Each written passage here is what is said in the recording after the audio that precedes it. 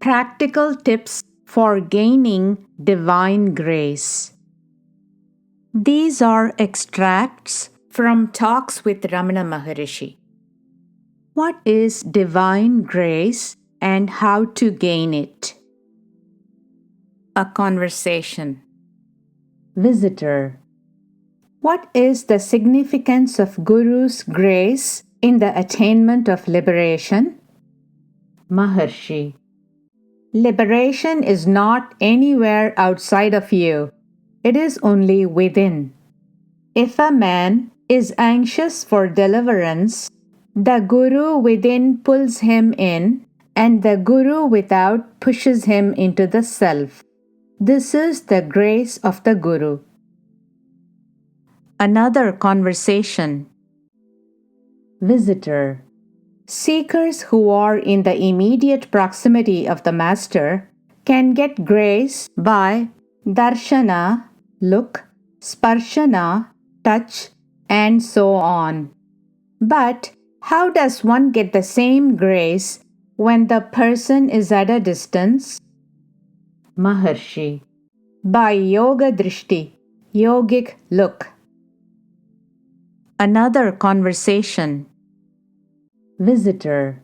Doubts are always arising, hence my questions. Maharshi. A doubt arises and is cleared.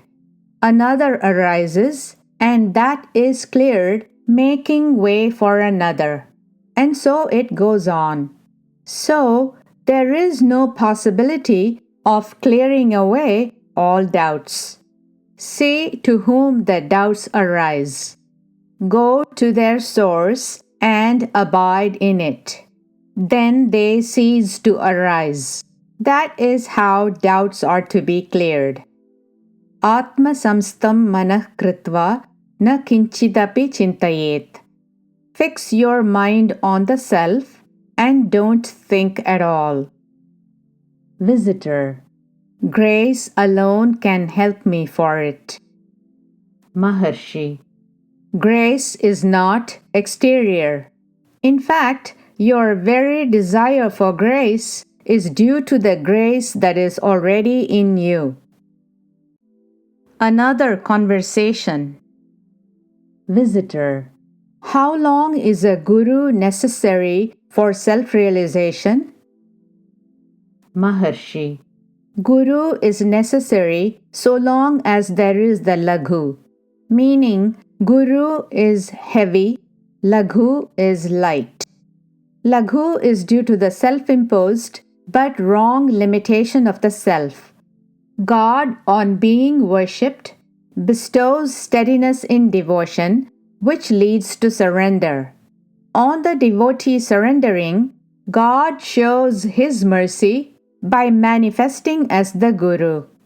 The Guru, otherwise God, guides the devotee, saying that God is in you and He is the Self.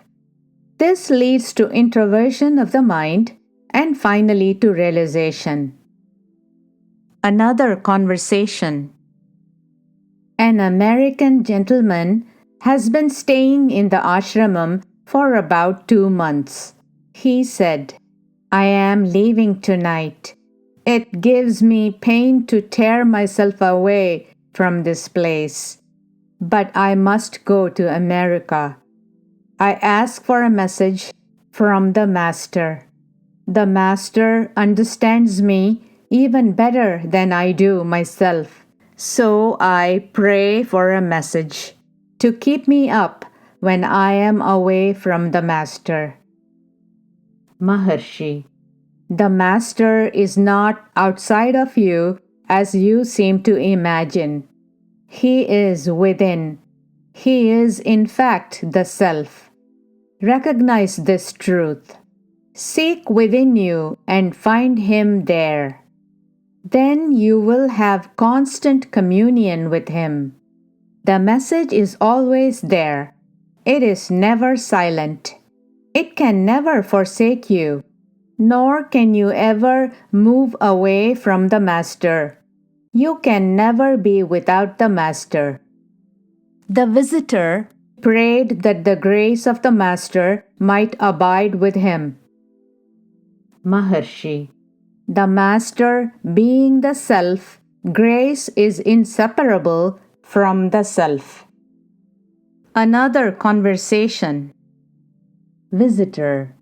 Realization is said to be helped by Guru's grace. Maharshi. Guru is none other than the Self. Visitor.